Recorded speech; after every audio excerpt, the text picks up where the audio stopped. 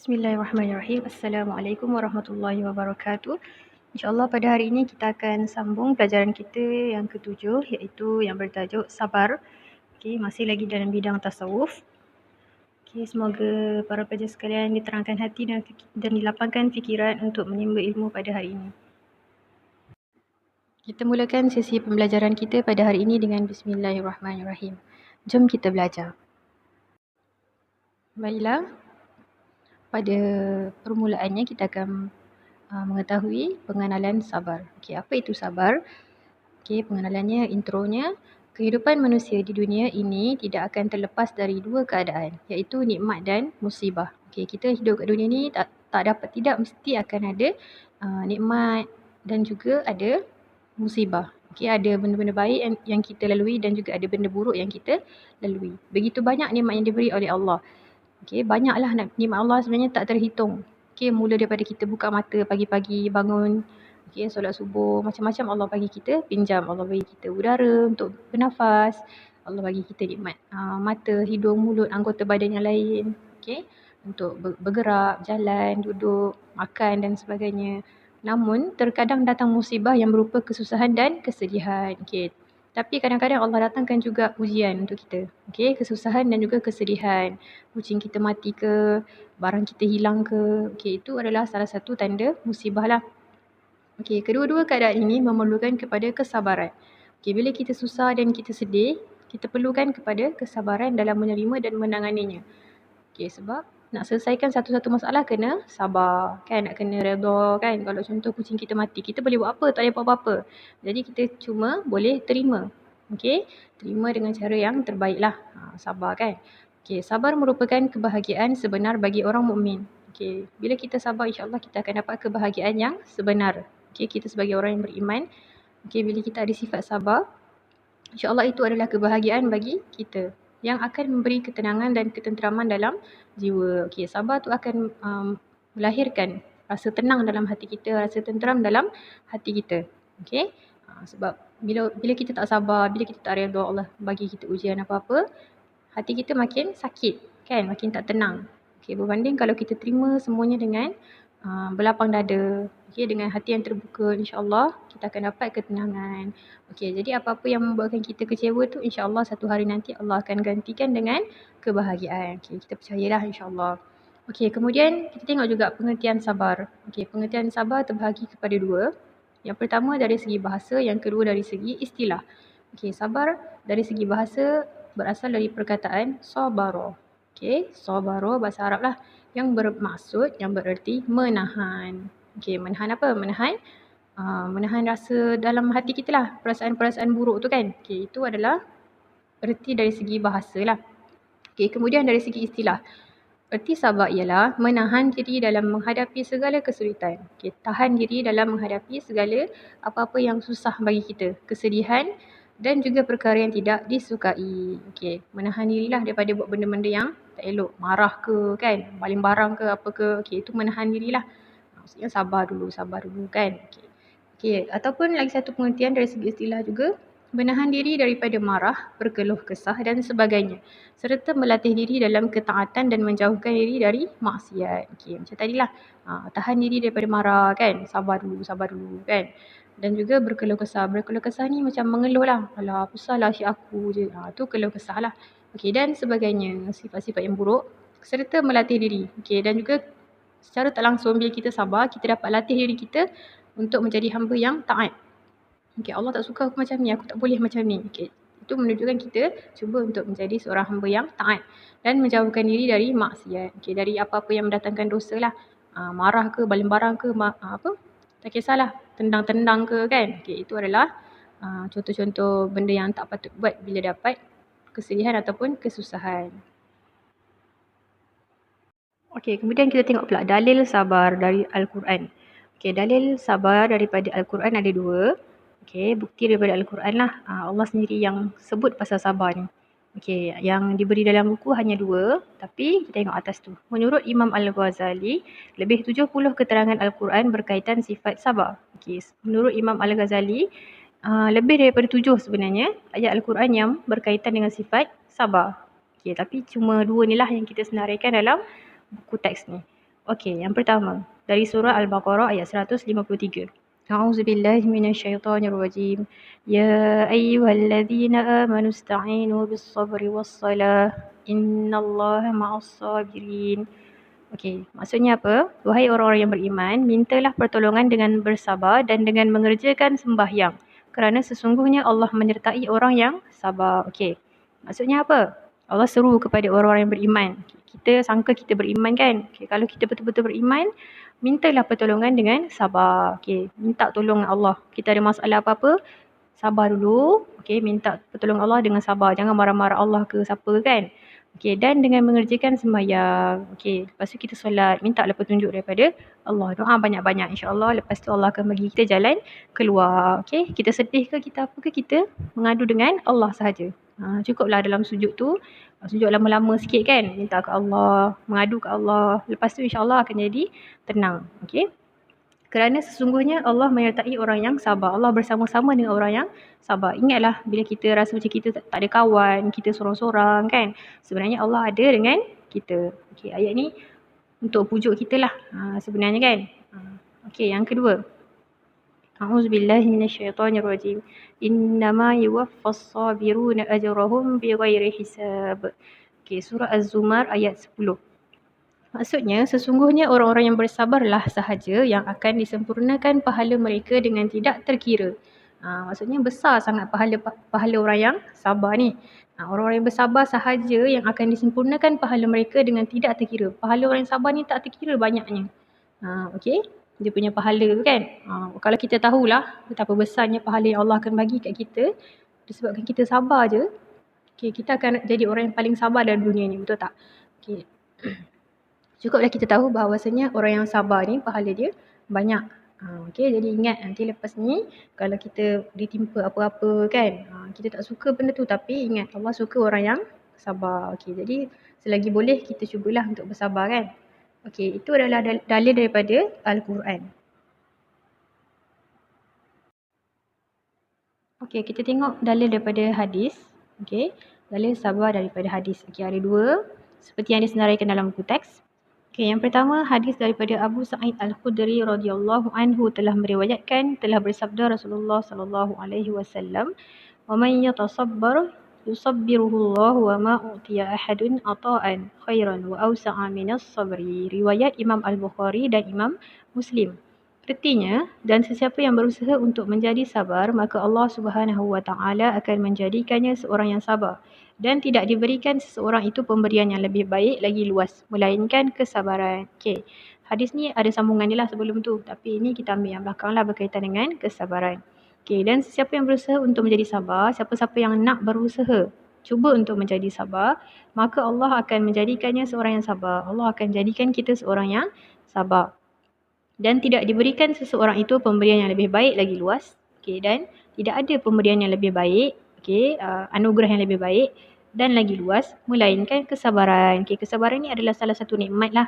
Nikmat, anugerah, kurniaan daripada Allah. Sebab bukan semua orang dapat sifat sabar. Okay, ini adalah pemberian yang paling baik dan juga paling luas lah untuk kita sebagai manusia. Okay, jadi kalau ada apa-apa keburukan yang menimpa, kita cuba untuk sabarlah. Okay, hadis yang kedua daripada Suhaib bin Sinan radhiyallahu anhu telah meriwayatkan Rasulullah sallallahu alaihi wasallam bersabda, "Ajaban li amril mu'min, inna amrahu kullahu lahu khair, wa laysa dhalika li ahadin illa lil mu'min. In asabathu sarra'u syakara fakanat khairan lah, wa in asabathu dharra sabara fakanat khairan lah."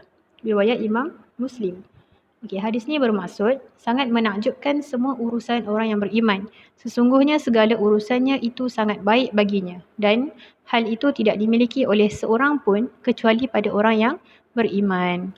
Apabila ia mendapat kesenangan, dia bersyukur. Maka yang demikian itu amat baik baginya. Dan apabila ia tertimpa kesusahan, dia bersabar. Maka yang demikian itu amat baik baginya.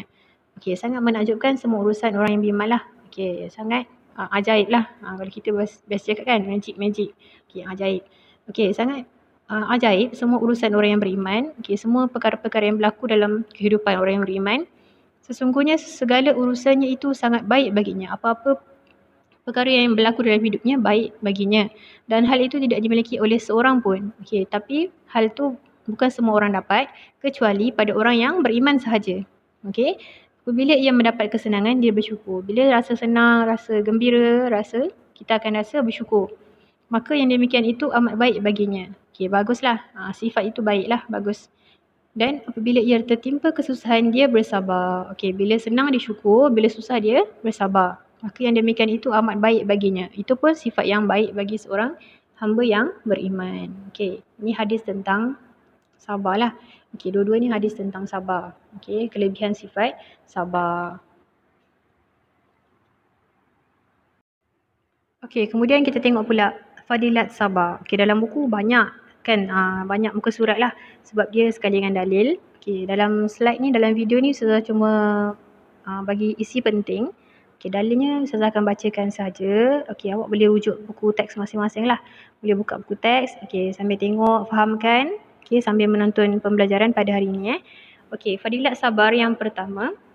Okey, apa kelebihan, fadilat tu kelebihan lah. Apa kebaikan, apa kelebihan sabar? Apa yang kita dapat daripada sifat sabar? Okey, dalam buku ni ada senaraikan 7 fadilat sabar. Yang pertama, sabar adalah kekuatan diri yang sebenar. Okey. Daripada Abu Hurairah radhiyallahu anhu telah meriwayatkan bahawa Rasulullah sallallahu alaihi wasallam bersabda, "Laisa syadidu bisur'ati, innamas syadidu allazi yamliku nafsahu 'indal ghadab." Maksudnya, orang yang kuat bukanlah yang kuat bergusti, okey, iaitu mengalahkan lawannya, tetapi orang yang kuat adalah orang yang mampu mengawal dirinya ketika dia sedang marah. Okey, jadi orang yang kuat tu sebenarnya orang yang mampu mengawal kemarahan dia lah. Okey, sabar tu kekuatan diri yang sebenar. Okey, bila kita sabar, insya-Allah sebenarnya kita ni seorang yang kuat. Bukan semua orang boleh sabar, betul? Okey, kemudian fadilat sabar yang kedua, malaikat bersama orang yang sabar. Okey, hadis ni daripada Sa'id bin Musayyib radhiyallahu anhu berkata, pada satu ketika Rasulullah SAW sedang duduk bersama para sahabat. Tiba-tiba muncul seorang lelaki lalu dia mencela dan memaki hamun Sayyidina Abu Bakar radhiyallahu anhu hingga menyebabkan Sayyidina Abu Bakar sakit hati mendengarnya. Tetapi Sayyidina Abu Bakar mendiamkan diri. Maksudnya masa tu Nabi tengah duduk dengan sahabat-sahabat, tiba-tiba seorang lelaki datang, dia cela Abu Bakar, Sayyidina Abu Bakar. Dia maki hamun semualah. Okey, lepas tu sampai Sayyidina Abu Bakar rasa sakit hati. Okey, tapi apa dia buat? Dia diamkan diri. Sayyidina Abu Bakar cuma diamkan diri. Lelaki itu meneruskan celaan. Okey, lelaki tu tengok Abu Bakar macam sabar diam je, dia pun cela lagi lah terhadapnya dengan bahasa yang lebih kasar. Dia saja nak naikkan kemarahan orang tu kan, Sayyidina Abu Bakar kan. Okey, namun beliau masih bersabar sambil mendiamkan diri. Masuk kali ketiga, apabila lelaki itu terus menyakiti Sayyidina Abu Bakar dengan lisannya. Okey, masuk kali ketiga dia cela Abu Bakar, dia maki hamun Sayyidina Abu Bakar. Sayyidina Abu Bakar lantas membalasnya. Okey, Sayyidina Abu Bakar pun balas balik, cakap baliklah. Okey, lalu baginda Rasulullah SAW bangun. Nabi pun bangun. Sayyidina Abu Bakar bertanya, apakah engkau marah denganku wahai Rasulullah SAW? Sayyidina Abu Bakar tanya, Nabi marah ke dekat dia? Okey, lepas tu baginda menjawab, Nabi Muhammad jawab, tidak. Cuma semasa kamu mendiamkan diri, malaikat turun dari langit membalas terhadap kata-kata cacian lelaki itu. Cuma masa Sayyidina Abu Bakar diam tadi tu, yang masa dia sabar tu, 2 kali tu, malaikat turun dari langit. Okey, malaikat yang turun dan membalas kata-kata cacian lelaki tadi. Kita tak nampak, kan Nabi nampak lah. Okey. Tetapi sebaik sahaja kamu mula membalas cacian lelaki itu, bila Sayyidina Abu Bakar balas je balik cacian lelaki tadi, malaikat melarikan diri. Malaikat pun larilah. Lalu syaitan datang dan duduk. Syaitan pun datang dan duduk masa tu. Aku tidak boleh duduk di tempat yang syaitan duduk di situ. Nabi kata, Nabi tak boleh duduk tempat yang ada syaitan. Okey, itu adalah menunjukkan betapa mulianya sifat sabar. Bila kita sabar, malaikat turun. Malaikat yang balas bagi pihak kita. Kita tak nampak sebenarnya. Kan? Tapi sebenarnya benda tu ada. Di alam gaib lah, kita tak nampak. Sebenarnya sifat sabar ni sangat baik. Bila kita marah tu, itu adalah dah disertai dengan syaitan lah. Syaitan dah masuk kan. Okey, itu adalah fadilat sabar yang kedua. Malaikat bersama orang yang sabar. Okey, yang ketiga, sabar adalah cahaya. Daripada Al-Harith bin Asim Al-Ash'ari radhiyallahu anhu berkata, As-sabru dia. Okey, ni hadis ni pendek je. Okey, ada sambungan dia lah sebelum tu tapi kita ambil yang ni je lah. Okey, artinya kesabaran itu merupakan cahaya yang terang benderang. Okey, ini hadis daripada riwayat Imam Muslim. Okey, kesabaran merupakan cahaya yang amat terang. Kita tak nampak kesabaran tu cahaya kan? Kerana seseorang itu akan tenang dan yakin dengan ketentuan Allah Subhanahu Wa Taala. Bila kita sabar, kita tenang dan kita yakin dengan apa yang Allah tetapkan mesti yang terbaik untuk kita. Dengan kesabaran inilah seseorang yang akan mampu menyingkap kegelapan yang penuh dengan kebuntuan dan rasa sempit. Okey, dengan rasa sabar inilah kita akan dapat menyingkap atau membuka kegelapan yang penuh dengan kebuntuan. Kita akan dapat bongkarkan semua kegelapan, kebuntuan fikiran kita, rasa sempit dalam dada, dalam hati kita tu. Sebab kita rasa sabar. Bila kita sabar, kita tenang. Sabar itu adalah cahaya. Dia tak adalah cahaya yang betul-betul awak nampak macam lampu suluh tu, taklah. Ini adalah perumpamaan lah. Kemudian, yang keempat. Sabar perlukan istiqamah.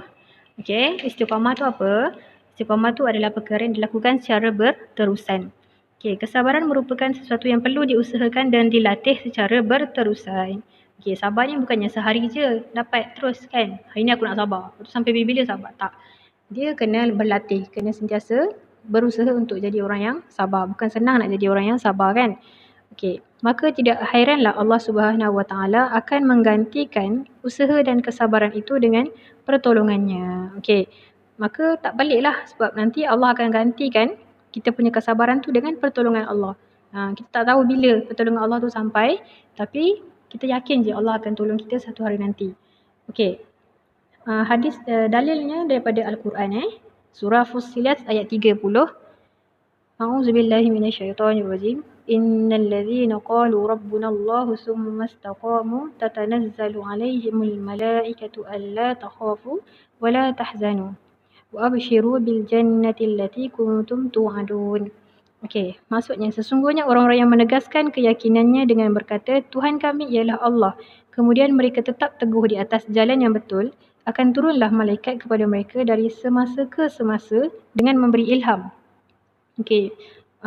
Ayat ni Allah berfirman, sesungguhnya orang-orang yang menegaskan keyakinannya, sesungguhnya orang yang tegas dengan prinsip dia, yakin dengan Allah, dan dia berkata Tuhan kami ialah Allah. Ini orang-orang yang yakinlah. Kemudian mereka tetap teguh di atas jalan yang betul. Mereka tetap teguh di atas jalan Islam, akan turunlah malaikat kepada mereka. Malaikat turun kepada orang-orang yang sebeginilah. Dari semasa ke semasa. Malaikat akan turun sikit demi sikit kan, pada setiap waktulah, dengan memberi ilham dan juga akan bagi dia ilham ni macam idea. Janganlah kamu bimbang dari berlakunya kejadian yang tidak baik terhadap kamu. Malaikat bagi tahu kan, jangan bimbanglah apa benda yang berlaku, perkara yang tak baik berlaku kepada kamu, dan janganlah kamu berduka cita dan janganlah kamu bersedih, dan terimalah berita gembira bahawa kamu akan beroleh syurga yang telah dijanjikan kepada kamu. Dan terimalah berita gembira. Malaikat bagi kita khabar gembira bahawa kita akan dapat syurga. Seperti yang dijanjikan kepada kita dengan sifat sabar ni. Ayat ni bukanlah maksudnya kita nampak malaikat tu datang kat kita ke apa kan. Kita bukan Nabi, kita bukannya dapat wahyu. Ni ilham ni datang daripada bentuk tiba-tiba je terlintas dalam fikiran kita. Allah pujuk kita kan, melalui perantaraan malaikat dan sebagainya. Kita akan rasa tenang, jangan sedih, Allah ada kan, kita pujuk diri kita.